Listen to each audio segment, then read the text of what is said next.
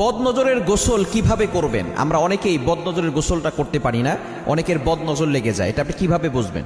দেখবেন হঠাৎ করে বমি বমি ভাব আসে, চুল পড়ে যাচ্ছে, অতিরিক্ত চুল পড়ে যাচ্ছে, এরপর আপনার শরীর দুর্বল হয়ে যাচ্ছে, প্রায় সময় মাথা ব্যথা করে, অসুস্থ থাকেন, অস্বস্তি লাগে, নিজের কাছে কোনো কিছু ভালো লাগে না। এটা হচ্ছে বদনজরের লক্ষণ।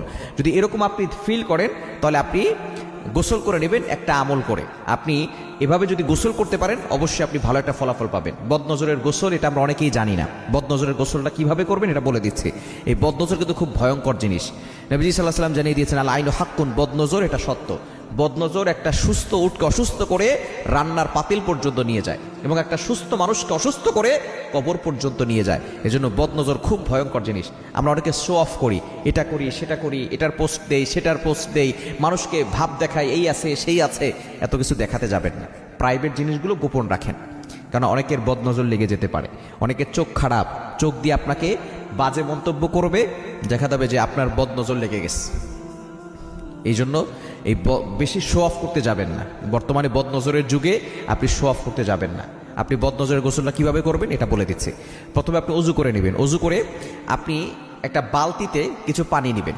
এটা অবশ্যই টয়লেটে বসে করবেন না, টয়লেটের বাইরে বসে করবেন। কারণ বর্তমানে অ্যাটাচ টয়লেট বর্তমানে প্রত্যেকটা ঘরে ঘরে আছে, অ্যাটাচড বাথরুম আছে না?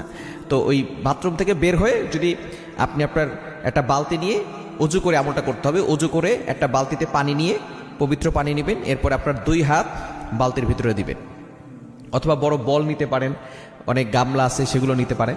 এগুলো নিয়ে আপনি 2টা হাত রাখবেন। এরপরে আপনি প্রথমে দুরূদ শরীফ 7 বার পড়বেন। সব কিছুই 7 বার করে পড়বেন। দুরূদ শরীফ 7 বার। কোন দুরূদ পড়বেন? দুরূদ ইব্রাহিম, যেটা আমরা নামাজের ভিতরে পড়ি। আল্লাহুম্মা সাল্লি আলা মুহাম্মাদ ওয়া আলা আলি মুহাম্মাদ কামা সাল্লাইতা আলা ইব্রাহিম ওয়া আলা আলি ইব্রাহিম ইন্নাকা হামিদুম মাজিদ। আল্লাহুম্মা বারিক আলা মুহাম্মাদ ওয়া আলা আলি মুহাম্মাদ কামা বারাকতা আলা ইব্রাহিম ওয়া আলা আলি ইব্রাহিম ইন্নাকা হামিদুম মাজিদ। এটা 7 বার পড়বেন। এরপরে আপনি সূরা ফাতিহা পড়বেন 7 বার। এরপরে আয়াতুল কুরসি পড়বেন 7 বার। এরপরে সূরা